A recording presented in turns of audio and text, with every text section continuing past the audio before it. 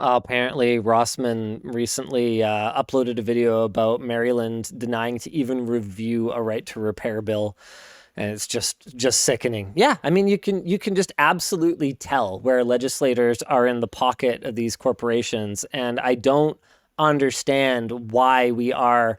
It's especially frustrating when I see that it seems to be particularly one political group that gets really angry about not having the right to do whatever they want sometimes, but then doesn't worry about not having the right to do whatever they want in other cases. And it To be just fair, seems to this applies to both sides. exactly, Yeah. exactly. And so it's So if you're getting offended by this, it's you're probably self-reflect. You're probably everyone. And it's just so frustrating because it's just how hard is it to have some consistency? If you're whether you're I'm just trying to think of examples for both sides so I can kind of cover my butt here. You know what? It's not coming to mind. Wouldn't even do it. Yeah, it's not coming to mind easily, so I'm not going to bother. But you should be just as outraged about not having the right to repair your device as you are about not having the right to anything else that is your personal property. That's one of the foundational principles of Western society. Like it's the right to own property. It's like right there. It's a fun fact. We actually don't have that like at all in Canada. No, which is interesting. There's a few things that I think a lot of Canadians think we have because they know the American law, and then you look into Canada, it's like, oh nope, not a thing. Yeah, I love it. I don't love all of it. I'll say that much. Yeah. So I haven't picked a regulation to be most excited about. I think if I was trying to think big picture, I would say, oh yeah, it's the advertising transparency and tools to verify ad reach and companies being barred from combining personal data, like privacy things like that are really huge steps that would benefit people as a whole. But if I'm thinking personally, man, I gotta really there's some comments about that. While you think about that, there's some comments about the being able to use our own payment processor thing. My ideal way to do it, and actually how we mapped it out originally when we decided to make apps for Flowplane, was to have Apple Pay and Google Pay be a part of the payment processor suite in the app. Because to be completely honest, it's just extremely easy to use them. And some people would rather take the ease of use of being able to press essentially one button and just have it work. But it's going to be more expensive because they are really expensive. They are so expensive that we would literally make nothing if we use them because we try to not take too much. So it's not feasible to use them. Now, you know what?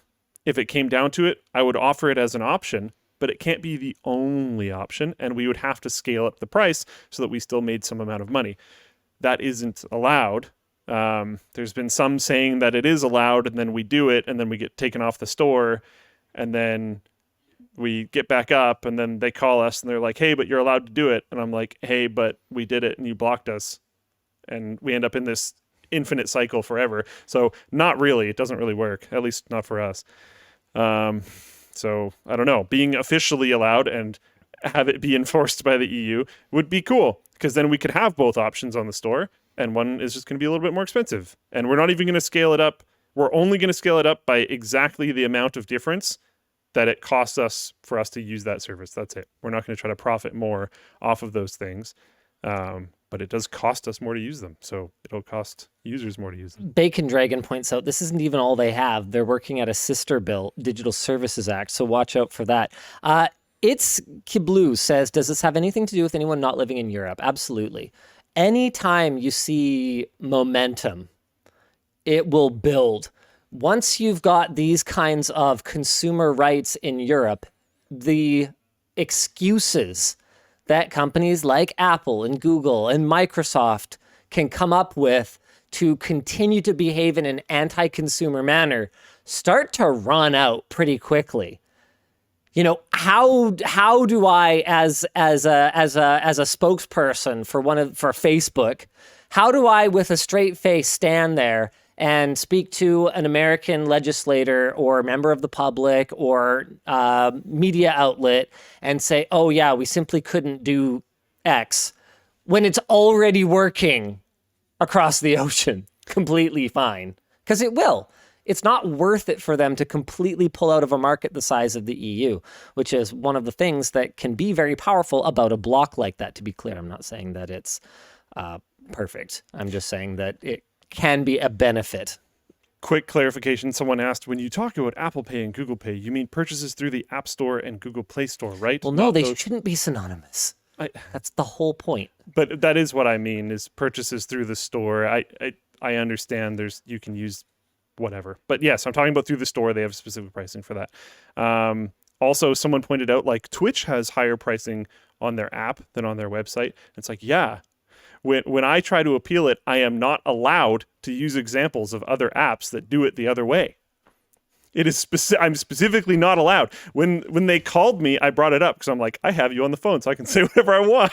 And I listed like a bunch of different apps that do it the right way, and they're like, well, we'll look into that. And I'm like, to be clear, I'm not trying to get them in trouble. It's just clearly a double standard. Giant billion-dollar company can do what they want, and we can't. Yet again, problem. Annoying. Oh, man. Noki 1119 says, you didn't mention Apple's response that Safari is an essential part of iPhone functionality. It sure as heck isn't. Man, that Microsoft has tried that argument so many times. Why do they get away with it? Why does anyone get away with it? No, it's an app. It's a web browser. That's what it is. So frustrating. You can browse files. I can't pick a favorite one. I'm having a really hard time with this. You know what? I'm going to go with the right to uninstall preloaded apps. There. That enhances my privacy because there's no reason for any of those apps to phone home. It declutters my device. I like it a lot. I like that one. I think it's just, that one in particular is just so black and white, cut and dried, obvious that nobody should object to it. If you object to it, I don't know what to tell you. I would probably more strongly consider moving off of Pixels if that was a thing. Yeah, for sure. Because that's been my biggest... I hate that stuff, and that's pushed me away from using other phones a lot. Conrad mentioned in Twitch chat, Twitch subscribe is $5 Canadian on desktop, and it's $7.90 Canadian on mobile. That's the type of scale we're talking about. Yeah. The app payments are rough, dudes. It's like not okay.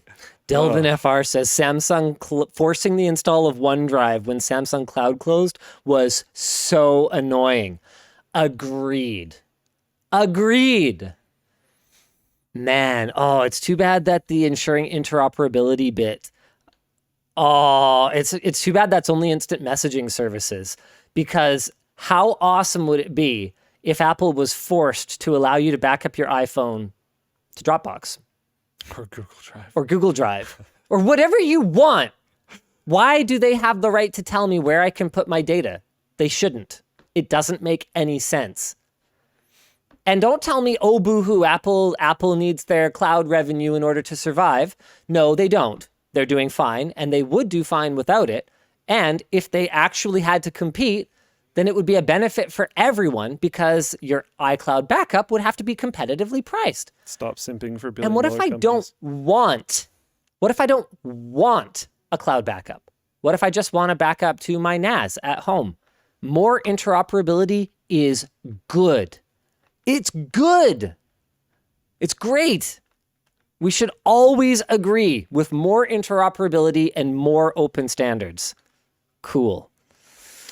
Steely Boy in Flowplane Chat says, what about online retailers that charge a service fee for using a new payment method, i.e. adding a new card? I've literally never heard of that. I have never heard of that before. I don't even know if that's a thing. I've never...